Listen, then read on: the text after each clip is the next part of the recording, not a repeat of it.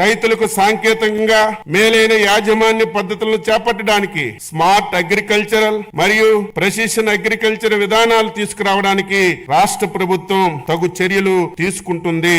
Farmer registry ద్వారా రాష్ట్రంలో భూమి కలిగి ఉన్న ప్రతి రైతుకి ప్రత్యేక గుర్తింపు సంఖ్యనిస్తున్నాం. ఈ గుర్తింపు సంఖ్య ఆధారంగా ప్రభుత్వ పథకాలను రైతులకు సులభతరంగా అందించడానికి వీలు కలుగుతుంది. పంట సాగు చేసి ప్రతి వాస్తవ సాగుదారుని వివరాలు ఈ పంటలో నమోదు చేయడం వల్ల అసలైనటువంటి రైతులకు పంటల బీమా, వడ్డీ లేని రుణాలు, మద్దతు ధర, ఇన్పుట్ సబ్సిడీ మొదలగు సంక్షేమ పథకాలు అందిస్తున్నాం.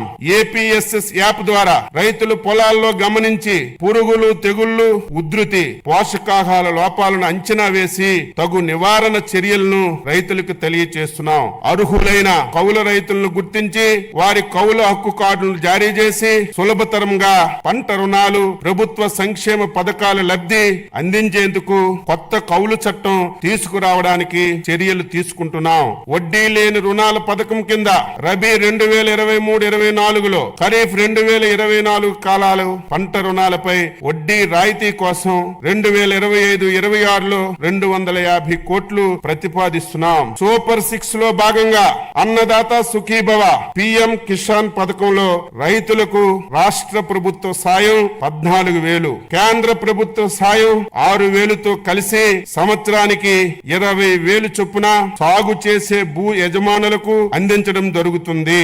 అంతేకాక భూము లేని కౌలు రైతులకు మొత్తం 20,000 ఆర్థిక సహాయం పూర్తిగా రాష్ట్ర ప్రభుత్వ నిధుల నుంచి ఇవ్వడం జరుగుతుంది. అన్నదాత సుఖీభవ పిఎం కిసాన్ అమలుకు 2025-26వ సంవత్సరం బడ్జెట్ లో 9,400 కోట్లు ప్రతిపాదిస్తున్నాము.